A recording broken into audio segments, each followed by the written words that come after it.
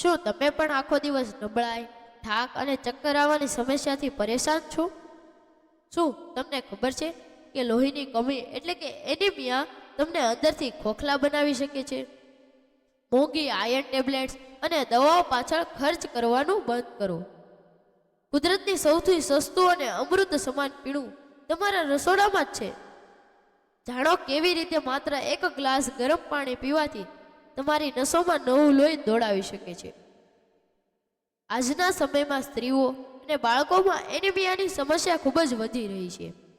Internet પરના health expert અને આયુર્વેદિક ડોક્ટરો મુજબ દરરોજ સવારે ખાલી પેટે ગરમ પાણી પીવું એ લોહી વધારવાનો સૌથી કુદરતી અને અસરકારક રસ્તો છે.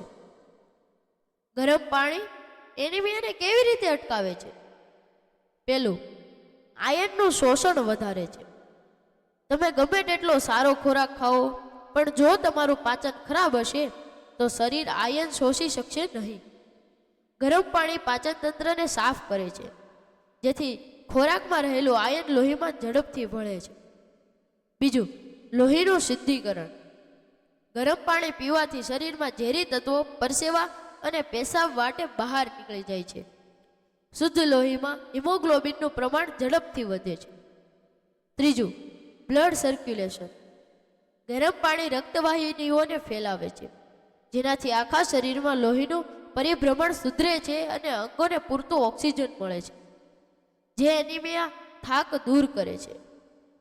નિયમ: જ્યાં સુધી જીવો ત્યાં સુધી સવારે ઉઠીને 2 ગ્લાસ નવશેકું પાણી પીવાની આદત પાડો. આ એક નાનકડો ફેરફાર તમને ક્યારેય લોહીની કમી નહીં થવા દે. આ જીવન બચાવનારી જાણકારી તમારા દરેક વોટ્સએપ ગ્રુપ અને ફેસબુક મિત્રો સાથે શેર કરો.